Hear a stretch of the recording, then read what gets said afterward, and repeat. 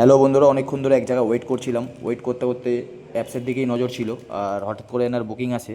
ইনি বুকিং করেন আগরপাড়া মোল্লারহাট থেকে। ইনি যাবেন দক্ষিণেশ্বরে। ইনি বুকিং ফেয়ার অফার করেন 230 টাকা, আর এনাকে আমি অফার করি 250 টাকা। তো ইনি অ্যাকসেপ্ট করেন আমার ফেয়ারটা। অ্যাকসেপ্ট করাতে আমি এনার লোকেশানে গিয়ে এনাকে পিক আপ করে এনাকে আমি যখন ড্রপ করতে যাই দক্ষিণেশ্বরে, এনাকে আমি বলি, ম্যাডাম আমার গাড়িতে ক্যামেরা আছে, আমার গাড়িতে অল টাইম ক্যামেরা চলছে, আর আপনি গাড়িতে ওঠার সঙ্গে সঙ্গে আপনাকে বলে দিলাম। আর আমি এই ভিডিওটা আমি ফেসবুকে আমি পোস্ট করি ভিডিও, আমি ফেসবুকে ভিডিওটা পোস্ট করব। তো আপনার কোনো সমস্যা আছে কি নেই বলুন। বলছে না, কোনো সমস্যা নেই, পোস্ট করুন। ওনার ফেস আমি শো করিনি, অ্যান্ড ওনার লোকেশনটা খুব একটা ডিস্টেন্স ছিল না। মোল্লারহাট থেকে খুব জোর হলে 6 কিলোমিটারের ডিস্টেন্স দক্ষিণেশ্বর। আর উনি ফেয়ারটা 250 টাকা দিচ্ছিলো। আমি এই জন্য দেখে ঝটাপটাকে পিক আপ করে ওনাকে নিয়ে যাই।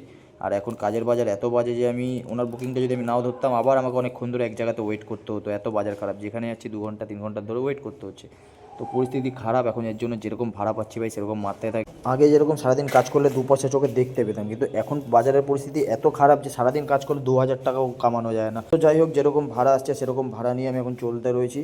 কিছু করার নেই, চলতে হবে। তোমাদের মধ্যে যারা যারা আমাকে নেগেটিভ কমেন্ট করে বলো বন্ধুরা, যে প্যাসেঞ্জারের ভিডিও করিস, পারমিশন নিস কি না, এগুলো বহু লোক বহু ধরনের কমেন্ট করে, নেগেটিভ কমেন্ট। তো আমি কারোর কথায় গুরুত্ব দিই না বন্ধুরা।